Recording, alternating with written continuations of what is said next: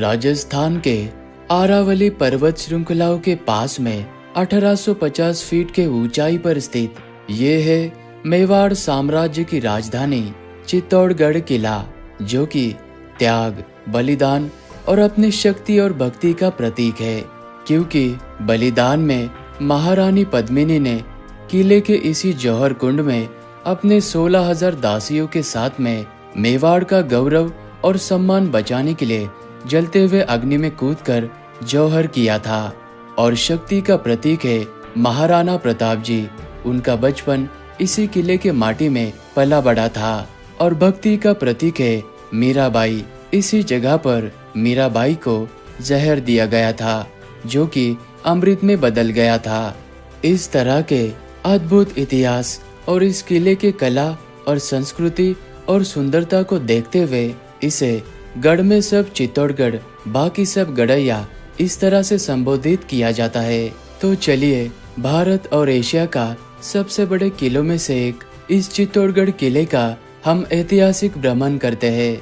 महाराणा कुंभाजी के द्वारा सन 1433 में बनाए गए इन 7 ऐतिहासिक प्रवेश द्वारों से गुजरते हुए आपको इस चित्तौड़गढ़ किले के ऊपर तक आना होता है। इस पूरे चित्तौड़गढ़ किले को घूमने के लिए आपको मात्र 40 रुपए का एंट्री टिकट लेना होता है। और यह 700 एकड़ में फैला हुआ बहुत ही बड़ा किला है। इसे घूमने के लिए आपके पास गाड़ी होना जरूरी है। चित्तौड़गढ़ रेलवे स्टेशन के पास से आप 600, 700, 800 में ऑटो हायर कर सकते हैं। अपने पुत्र का बलिदान देकर मेवाड़ के वंश को बचाने वाली माँ पन्नाधाय, वे इसी राणा कुंभा महल में रहकर महाराणा प्रताप जी के पिताजी राणा उदय सिंह जी को बचपन में संभाला करती थी। उदय सिंह जी का जन्म इसी कुंभा महल में हुआ था। दासी पुत्र बनवीर, वो राजवंश को खत्म करने के बाद स्वयं राजा बनना चाहता था। इसलिए बनवीर ने राजा विक्रमजीत सिंह को मारने के बाद वो उदय सिंह जी को मारने के लिए इसी महल के अंदर आया था। लेकिन माँ पन्नाधाय ने उदय सिंह जी की जान बचाने के लिए अपने पुत्र चंदन सिंह जी को उदय सिंह जी के पलंग पर रख दिया था। बनवीर ने उदय सिंह समझकर माँ पन्नाधाय के पुत्र यानी चंदन को मार दिया था। इस तरह से माँ पन्नाधाय ने अपने पुत्र का बलिदान देकर उदय सिंह जी की जान बचाई थी। इसी कारण से इस मेवाड़ के भूमि को महाराणा प्रताप जैसे महान योद्धा मिले। माँ पन्नाधाय के इस बलिदान को ये मेवाड़ की भूमि सदा याद रखेगी।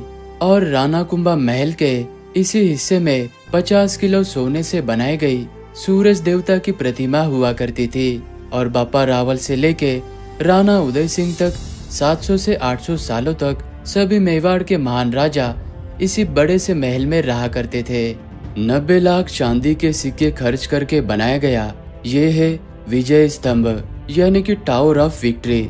इस विजय स्तंभ को राणा कुंभा ने मालवा स्टेट के सुल्तान मोहम्मद शाह खिलजी और गुजरात सल्तनत के अहमद शाह, इन दोनों को युद्ध में एक साथ हराने के बाद में विजय प्राप्ति के अवसर पर 1448 के बाद में इस 122 फीट ऊंचे और 9 मंजिल के विजय स्तंभ का निर्माण कराया था। ये है रानी पद्मावती का जौहर स्थल। इसी जगह पर पहले 40 फीट गहरा जौहर कुंड हुआ करता था। जौहर करने से पहले इस कुंड में तेल और घी से चंदन के लकड़ी को जलाया जाता था। फिर इसी उत्तरीय जौहर द्वार से रानियां चलकर आती थी और यहाँ पर ये जो सती मंदिर है, यहाँ पर पूजा करने के बाद इसी जगह से रानियां जलते हुए जौहर कुंड में कूदकर अपने मातृभूमि के लिए सती हो जाया करती थी। अलाउद्दीन खिलजी के हमला करने के बाद में सबसे पहले जौहर यहाँ पर रानी पद्मिनी ने 1303 में अपने 16,000 दासियों के साथ में इसी जगह पर जन जौहर किया था। और दूसरा जौहर इसी जगह पर राजमाता कर्णावती के समय में 1535 में 13,000 महिलाओं के साथ में किया गया था, जब बहादुर शाह ने हमला किया था। 1568 में जब अकबर ने यहाँ पर हमला किया था, उसी वक्त तीसरा जौहर रानी फूलकवर के नेतृत्व में 7,000 महिलाओं के साथ में किया गया था। अभी हम इस चित्तौड़गढ़ किले के सबसे खूबसूरत जगह पर आ चुके हैं और इस जगह को गोमुख कुंड कहा जाता है।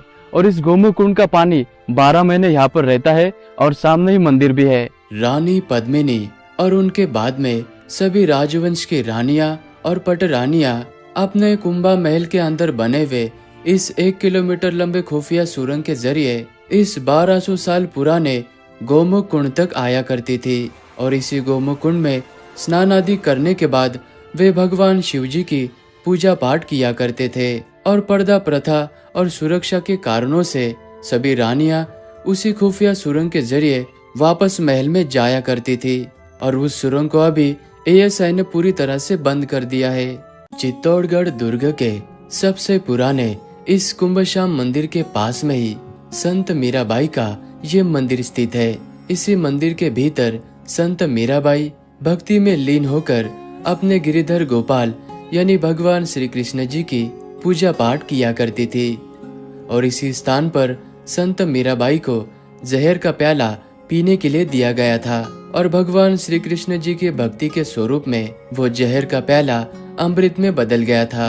इस कुंभश्याम मंदिर का निर्माण 8वीं शताब्दी में बापा रावल के द्वारा किया गया था और ऐतिहासिक काल के समय में इस मंदिर के गर्भगृह में भगवान विष्णु के वराह अवतार की प्रतिमा विराजमान थी, लेकिन अलाउद्दीन खिलजी ने इस मंदिर के साथ ही में उस प्रतिमा को पूरी तरह से नष्ट किया था। फिर अगले 100 सालों तक इस मंदिर में कोई भी पूजा पाठ नहीं हुआ था।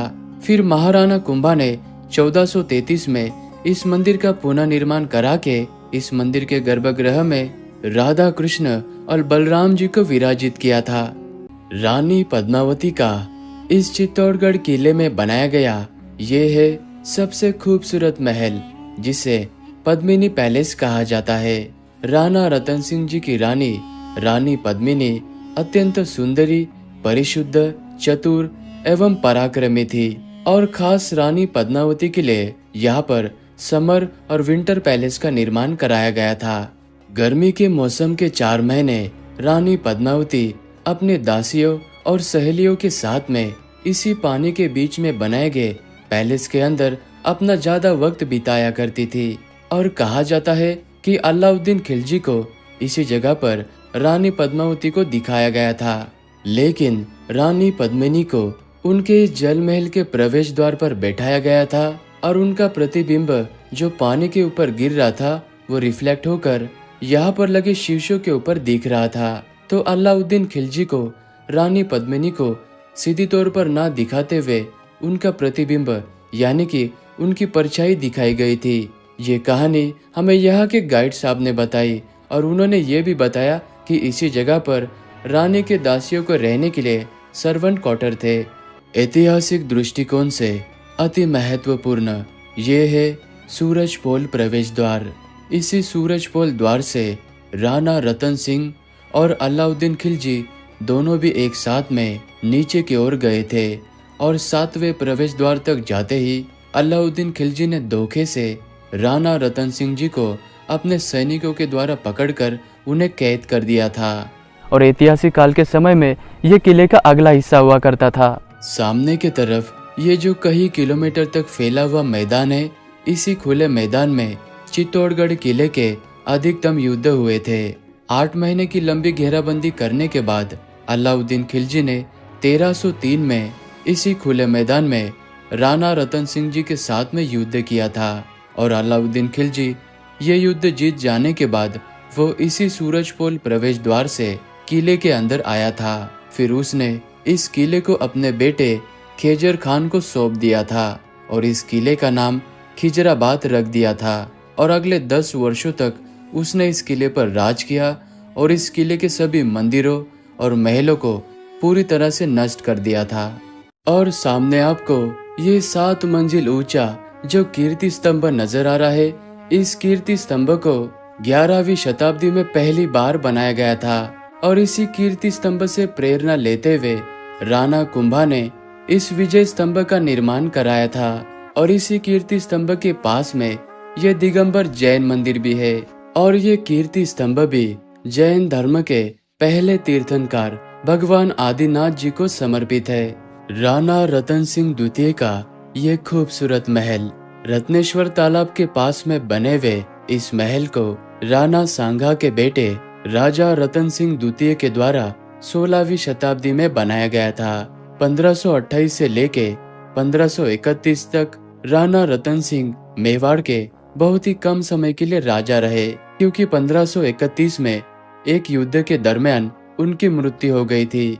और इस पैलेस को देखने के लिए बहुत ही कम लोग आते हैं। और यहीं पर रत्नेश्वर महादेव जी का मंदिर भी बना हुआ है। इसी मंदिर के गर्भगृह में हवा के ऊपर तैरती हुई भगवान सूरज देवता की प्रतिमा प्रतिष्ठापित थी। ये है माँ कालिका का मंदिर।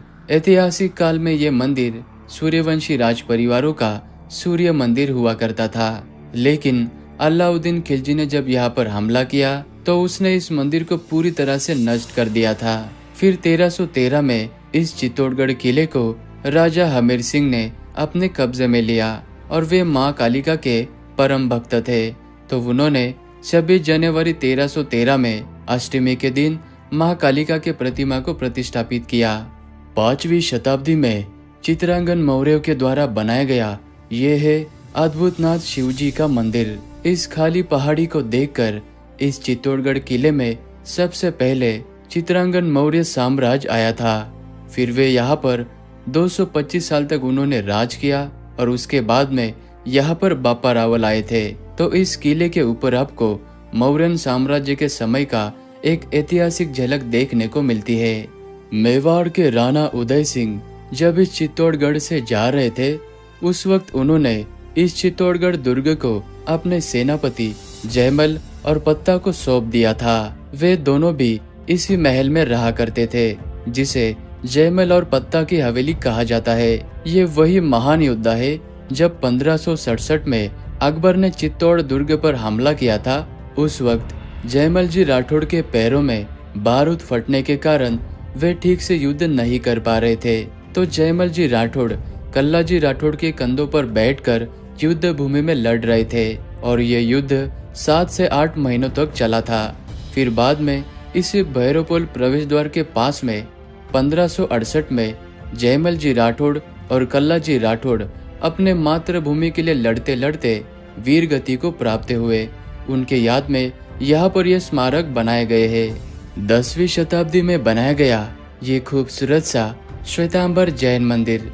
इस मंदिर का निर्माण कर्मा शाह नामक जैन भक्त के द्वारा किया गया था और इस मंदिर के प्रांगण में जैन धर्म को समर्पित कुल 27 मंदिर बने हुए हैं। और पास में ही ये फतेह प्रकाश म्यूजियम भी है। 10 रुपए का टिकट लेकर आप इस पैलेस के अंदर ऐतिहासिक कालीन अस्त्र शस्त्र, राजा महाराजाओं के पोशाक, बंदूकें इत्यादि कई सारी चीजें देख सकते हैं। और अपने मातृभूमि के लिए बलिदान देने वाले वीरांगनाओं, राजा महाराजाओं और सैनिकों को मेरा साष्टांग प्रणाम। जय मेवाड़, जय राजस्थान। अगर आपको ये मेरा चित्तौड़गढ़ का वीडियो अच्छा लगा तो वीडियो को लाइक जरूर करना और कमेंट भी जरूर करना। मिलते हैं आपको नेक्स्ट ब्लॉग में।